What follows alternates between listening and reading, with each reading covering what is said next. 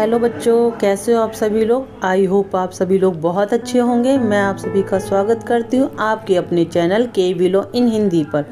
आज हम पढ़ने जा रहे हैं सीपीसी के बहुत ही इम्पोर्टेंट टॉपिक को, जिसका नाम है joinder, miss joinder, proper party और नेसेसरी पार्टी। तो चलिए स्टार्ट करते हैं। सिविल प्रक्रिया संहिता 1908 में मुकदमे को सही और प्रभावी तरीके से चलाने के लिए कुछ नियम बनाए गए हैं। उन्हीं में से दो महत्वपूर्ण भाग हैं: पक्षकारों का संयोजन या आदेश 1 सीपीसी, वाद कारण का संयोजन आदेश 2, नियम 3। सबसे पहले समझते हैं कि सिविल प्रक्रिया संहिता 1908 में मुकदमे को सही और प्रभावी तरीके से चलाने के लिए कुछ नियम बनाए गए हैं। उन्हीं में से दो महत्वपूर्ण अवधारणा यानी कॉन्सेप्ट्स हैं: जॉइंडर ऑफ पार्टी यानी पक्षकारों का संयोजन, और सेकंड है joinder of cause of action यानी कार्रवाई का कारण संयोजन। इनका मुख्य उद्देश्य है एक जैसे मामलों और एक जैसे पक्षकारों को एक ही वाद में मिलाना, ताकि समय की बचत हो सके। सेकंड, न्यायालयों की कार्रवाई में देरी ना हो और बार बार मुकदमा दायर ना करना पड़े। इसमें मतलब मेनली ये बताया गया है कि जब भी सीपीसी के जो वाद होते हैं, सिविल वाद होते हैं, जब न्यायालय में जाते हैं तो उसमें जब वाद दायर किया जाता है तो उसमें ये पहले देखा जाता है कि उसके अंदर जो भी पार्टीज है वो सब मेंशन की गई हैं या नहीं की गई हैं। ठीक है, जो भी इसमें प्लांट के अंदर सबके नाम होने चाहिए, कोई पार्टी छूटी तो नहीं है। क्योंकि ऐसा होता है कई बार जब आप ना मान लो फॉर एग्जांपल के किसी का बंटवारे का, ठीक है, पार्टीशन का मैटर है। अब उसके अंदर एक ही प्रॉपर्टी के अंदर कई बार एक ही वो होता है, पक्षकार होता है, कई बार एक से ज़्यादा होते हैं। तो इसीलिए उसमें जितने भी पक्षकार हैं यानी जो भी उस पार्टी में साझेदार हैं, उन सभी का नाम एक ही बार में आ जाना चाहिए, और उनसे सभी से जो भी उनको राहत चाहिए, जो भी उनको हिस्सा चाहिए, वो एक ही बार में होना चाहिए। क्योंकि अलग अलग व्यक्ति अगर अलग अलग वाद लेके आएंगे एक ही बात को, उसको मामले को लेके, कॉज ऑफ एक्शन को लेके, तो उससे क्या होगा, समय जो होगा वो कोर्ट का बहुत बर्बाद होगा। ठीक है, पार्टीज भी परेशान होगी, कोर्ट भी परेशान होगा, और इससे जो होगा बार बार ना जो कोर्ट के ऊपर बर्डन भी बढ़ेगा। जॉइंडर ऑफ पार्टीज, जब किसी विवाद में एक से अधिक वादी या प्रतिवादी शामिल किए जाते हैं क्योंकि उनके अधिकार या कर्तव्य समान हो, तो ऐसे पक्षकारों का संयोजन कहा जाता है।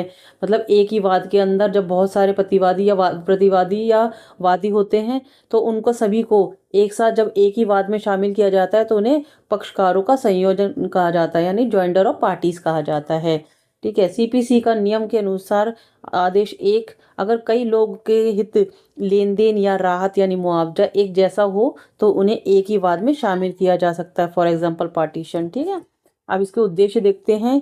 इसका उद्देश्य ये होता है जब एक ही वाद को में बहुत सारे वादी प्रतिवादी शामिल करके एक कोर्ट में वाद लेके जाते हैं, तो उसका उद्देश्य क्या होता है, उसका उद्देश्य होता है मुकदमों की बहुलता यानी उनकी अधिकता को से बचाना। समान मुद्दे यानी एक जैसे मुद्दे जो होते हैं कई अलग अलग मुकदमों को रोकता है, जिससे अदालत पर बोझ कम होता है। यानी अगर एक से ज़्यादा प्रतिवादी और एक से ज़्यादा वादी होते तो वो अलग अलग वाद लेके जाएंगे और अलग अलग वकील हायर करेंगे, अलग अलग समय पे वाद दायर करेंगे। इससे क्या होगा, और मैटर एक ही है। ठीक है, उसमें जो आपने वादी या प्रतिवादी ने राहत मांगा है या मुआवजा जो भी मांगा है वो एक ही है, तो उसके लिए अगर एक ही साथ मिलकर एक ही प्रॉपर्टी को लेकर केस डाल रहे हैं तो उसके लिए अलग अलग केस डालने से अच्छा है एक ही साथ मिलकर केस डाला जाए। सेकंड है न्यायिक अर्थव्यवस्था, इससे पक्षकारों और न्यायालय दोनों के लिए समय और धन की बचत होती है। ठीक है, थर्ड है पूर्ण न्याय, ये सुनिश्चित करता है कि सभी संबंधित व्यक्ति अंतिम प्रभावी निर्णय के लिए न्यायालय के समक्ष उपस्थित हों और भविष्य में चुनौतियों से बचा जा सके। फोर्थ है निष्पक्षता और दक्षता, कानून या तथ्य के समान प्रश्नों को एक साथ तय करने की अनुमति देता है, जिससे कि कार्रवाई अधिक सुव्यवस्थित हो सके। फोर्थ है निष्पक्षता एवं दक्षता, कानून तथा तथ्य के सामान्य प्रश्नों को एक साथ तय करने की अनुमति देता है, जिससे कि कार्रवाई अधिक सुव्यवस्थित हो सके। मतलब जितने भी क्वेश्चन हैं वादी प्रतिवादियों के, जो भी प्लांट लेके गया है कोर्ट के अंदर, उन्हें जो भी क्वेश्चन करने, जो भी राह चाहिए, वो एक ही बार में कोर्ट के सामने प्रस्तुत करते हैं, जिससे कि जो वाद होता है वो सुव्यवस्थित तरीके से चल सके। और फिफ्थ है प्रक्रियात्मक लचीलापन, यानी न्यायालय प्रकृति के न्याय के सिद्धांतों को कायम रखते हुए न्याय प्रदान करने के लिए पक्षकारों को जोड़ने या हटाने के लिए विवेकाधीन शक्तियों का प्रयोग कर सकते हैं। मतलब कौन सा जो पक्षकार है वो इम्पोर्टेंट है केस के लिए, उसे ऐड करेंगे, जोड़ेंगे उनको, और जो पक्षकार इम्पोर्टेंट नहीं है उन्हें उसमें से हटा देंगे। उसमें वो अपनी विवेका यानी सुमोमोटो का प्रयोग करते हैं। अब समझते हैं टाइप्स ऑफ जॉइंडर्स। पहला है वादी संयोजन यानी जॉइंडर ऑफ प्लेंटिफ्स। जब एक से अधिक व्यक्ति वादी बनते हैं। और प्रतिवादी संयोजन यानी जॉइंडर ऑफ डिफेंडेंट, जब एक से अधिक व्यक्ति प्रतिवादी बनते हैं। उदाहरण देखते हैं हम। ए बी सी ने एक ही निर्माता यानी बिल्डर से फ्लैट खरीदा।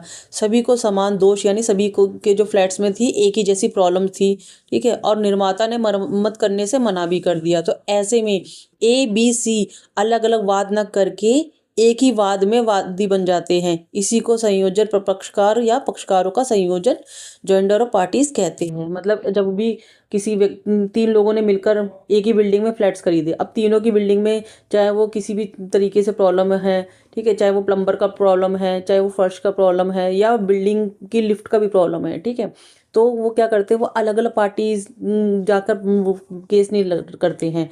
वो क्या करेंगे, एक ही जो कोर्ट में मैटर लेके जाएंगे और उसके अंदर पार्टीज बन जाएंगे, ठीक है, वो एक ही वादी बन जाएंगे तीनों के तीनों, और उसमें जाकर अपना प्लान कोर्ट को देंगे। उसमें एक ही वाद के अंदर तीनों भागीदार बन जाएंगे, ठीक है, अपनी प्रॉब्लम्स उसमें लिख देंगे। जिससे क्या होगा, न्यायालय को अलग अलग ए बी सी के लिए अलग अलग फैसला नहीं सुनाना पड़ेगा, वो एक ही मैटर के अंदर तीनों का फैसला हो जाएगा, ठीक है।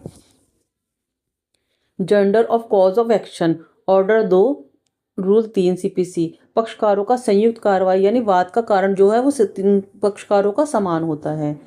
अब देखते हैं अर्थ। जब एक ही वादी के पास में कई वाद या कानून दावे हों और वे एक ही वाद या मुकदमे में जोड़कर प्रस्तुत करें तो इसे पक्षकारों का संयुक्त वाद का कारण कह सकते हैं। सीपीसी के नियमानुसार एक से एक जैसे राहत या प्रतिवादी सामान्य हो, वहां एक ही मुकदमे में सभी वाद कारण शामिल किए जा सकते हैं, ठीक है। इसमें क्या होता है कि एक ही वाद लेके आएंगे, उसके अंदर उन्होंने जो भी प्रॉब्लम्स हैं वो एक ही वाद में डाल देंगे। चाहे वो उन्हें उस एक प्रॉपर्टी में से हिस्सा चाहिए, उसमें से मुआवजा चाहिए, या उसे बेचने के लिए उसे करना है, तो एक ही जो भी कारण है वाद करने के, वो एक ही कोर्ट के मैटर में डाल दिए जाएंगे, ठीक है, अलग अलग मैटर नहीं बनाए जाएंगे। अभी देखते हैं इसका उद्देश्य। आदेश 1 सीपीसी में उन सभी व्यक्तियों को शामिल करना जिससे उपस्थिति निष्पक्ष और पूर्ण न्याय के लिए आवश्यक हो, यानी निष्पक्ष होनी चाहिए जो कार्रवाई होती है, और न्याय के लिए भी इम्पोर्टेंट होता है ताकि प्रभावी समाधान सुनिश्चित हो सके। न्यायिक अर्थव्यवस्था, कई दावों को एकीकृत करके अदालत के समय और लागत की बचत होती है। स्थिरता, ये सुनिश्चित करता है कि संबंधित मुद्दों पर समान रूप से निर्णय लिया जाए जिससे कि विरोधाभासी निर्णयों को रोका जा सके। अलग अलग मैटर लेके जाएंगे तो कोई कोर्ट अलग मैटर का जो फैसला अलग देगी, दूसरी कोर्ट अलग फैसला देगी, उससे क्या होगा, कॉन्ट्रडिक्शन शुरू हो जाएगा, ठीक है, दोनों के बीच में।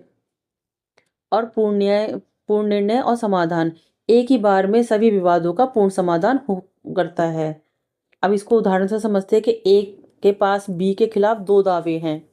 पहला है 50,000 रुपये वचन पत्र यानी प्रोमिसरी नोट के आधार पर है, और दूसरा है 25,000 रुपये का माल बिक्री यानी सेल ऑफ गुड्स के आधार पर। तो ए चाहे तो दोनों दावों के लिए अलग अलग वाद दायर कर सकता है या एक ही वाद दाखिल कर सकता है। इसी को joinder of cause of action, पक्षकार का संयुक्त वाद कारण कहा जाएगा, ठीक है। जब एक ही व्यक्ति को दूसरे व्यक्ति से कई प्रॉब्लम्स होती है, ठीक है, कि मान लो हमारा घर है, ठीक है, पड़ोस में किसी दूसरे का घर है। अब उस पड़ोसी ने क्या किया कि उसके घर को अपने काम की वजह से उसने दूसरे के घर को डैमेज कर दिया, ये एक कारण हो गया। अब उस डैमेज के साथ साथ में उसने क्या किया, इलेक्ट्रिसिटी का जो वायर है वो भी कट कर दिया, वो दूसरा कारण हो गया। अब इसमें कारण जो हो गए वो 2 हो गए हैं, तो वो क्या करेगा, एक एक की उसमें नहीं करेगा ना कि बिल्डिंग के लिए अलग डैमेज के लिए करेगा, वायर के लिए अलग करेगा, वो दोनों ही कारणों को एक ही बात के अंदर मेंशन कर देगा जिससे उसे जितनी भी प्रॉब्लम्स है वो एक ही बात में हो जाए क्लियर। अब देखते हैं इंपॉर्टेंट शर्तें क्या क्या होती है इसके अंदर के समान पक्ष, लेकिन इसमें ये होना चाहिए कि वाद कारण के समान वादी और प्रतिवादी शामिल होने चाहिए। मतलब ऐसा नहीं होना चाहिए कि आपने एक वाद किया उसके अंदर आप पार्टीज हैं, ठीक है, आप वादी हैं। अब आपने दूसरे व्यक्ति को ए को अलग कर दिया, कोर्टवाद दायर कर दिया, और दूसरे को कर दिया। अब एक की प्रॉब्लम जो थी वो दूसरी थी, और बी की जो प्रॉब्लम थी वो दूसरी थी, तो उस उन दोनों की प्रॉब्लम्स को आपने एक मैटर में नहीं डाल सकते। अगर आपकी ए से ही एक दो तीन चार कई प्रॉब्लम्स हैं, उनको आप एक मैटर में डाल सकते हैं, लेकिन ऐसा नहीं कर सकते कि आपको बी से भी प्रॉब्लम है, उसमें भी आपने एक ही प्लांट के अंदर मेंशन कर दिया, सी से प्रॉब्लम है वो भी कर दिया, ऐसा नहीं हो सकता, ठीक है। आपको एक ही व्यक्ति से कई प्रॉब्लम्स हो, उसे आप इस कोर्ट के बाद में मेंशन कर सकते हैं। दूसरा है समानता। इसमें कानून और तथ्य के समान प्रश्न शामिल होने चाहिए और समान लेन देन से उत्पन्न होने चाहिए, ठीक है, एक ही ट्रांजैक्शन से रिलेट करना चाहिए। उसके बाद में थर्ड है न्यायालय का विवेकाधिकार। यदि इसमें भ्रम या अनुचित विलंब हो तो न्यायालय दावों को अस्वीकार और अलग भी कर सकता है। अगर न्यायालय को लगता है कि जो आपने कोर्ट में मैटर लेके गए हैं वो अनुचित है, उसमें टाइम लग सकता है, या मैटर रीजनेबल नहीं है, ठीक है, तो वो स्वीकार भी कर सकता है, अस्वीकार भी कर सकता है। अब देखते हैं इस निष्कर्ष। पार्टियों और पक्षकारों का संयोजन, पक्षकारों का संयुक्त वाद कारण सीपीसी के बहुत से महत्वपूर्ण प्रावधान हैं जिनका उद्देश्य है सूचना, समय और न्याय का कुशल उपयोग करना। इसके माध्यम से न्यायालय आवश्यक और अनेकाधिक दावों को स्वयं का बचाव कर पाती है और विवाद शीघ्र समाप्त होते हैं। इसको केस लॉ से समझते हैं। प्रेमलता अग्रवाल बनाम लक्ष्मण प्रसाद गुप्ता 1970 में निर्णय दिया गया कि अगर किसी वाद में अनावश्यक पक्षकार जोड़ दिए जाते हैं यानी मिसजॉइंडर होते हैं तो वो वाद खत्म नहीं होगा, न्यायालय ऐसे पक्षकार को हटाने का आदेश दे सकती है। मतलब इसका मतलब ये नहीं है कि अगर आप किसी में कोई गलत पार्टी जोड़ दी गई है तो जो मैटर है वो खारिज कर दिया जाएगा या ख़त्म कर दिया जाएगा, ऐसा नहीं होगा। उसको क्या करेगी जो कोर्ट होगी, वो ऑर्डर देगी कि भाई ये पार्टी जो आपने जोड़ी है इसका कोई लेन देन नहीं है, ना उसका कोई हक बनता है इस पार्टीज में, ये मिसजॉइंडर है, इसको हटा दीजिए, ठीक है। सेकंड है मोहन बनाम विनोय कृष्णा 1953 के निर्णय में अगर कोई वाद कारण एक ही वाद प्रतिवादी के खिलाफ उत्पन्न होते हैं और वे इस तरह से जुड़े होते हैं जिससे लेन देन, तो वादी उन्हें एक ही वाद में जोड़ सकता हो, ठीक है, यानी उसके जो भी प्रतिवादी के खिलाफ उत्पन्न होते हैं जो विवाद कारण, उन्हें एक ही लेन देन के होने पर ही एक ही वाद में जोड़ सकते हैं, उसके लिए उसे अलग वाद करने की जरूरत नहीं है। तो आई होप आपको यहाँ तक समझ में आ गया होगा। अब हम अगली वीडियो में देखेंगे मिसजॉइंडर, नॉन जॉइंडर यानी गलत संयोजन और गैर संयोजन, आदेश 1 रूल नंबर 9, ठीक है। तो आई होप आपको मेरा पढ़ाया समझ में आएगा। अगर आपको मेरा पढ़ाया समझ में आता है तो आप मेरे चैनल को लाइक कीजिए, सब्सक्राइब कीजिए और अपने दोस्तों के साथ शेयर कीजिए। सीपीसी बहुत इंपॉर्टेंट है और थोड़ी सी डिफ़िकल्ट भी है, बहुत सारे बच्चों को समझ नहीं आती है, तो मैं कोशिश कर रही हूँ आपको ईजिली समझाने की। अगर मुझसे भी कोई मिस्टेक होती है तो आप मुझे कमेंट सेक्शन में बता सकते हैं, मैं उसे सॉल्व करने की कोशिश करूँगी। और आपको अगर कुछ चीज़ नहीं समझ में आ रही तो आप क्वेश्चन भी पूछ सकते हैं।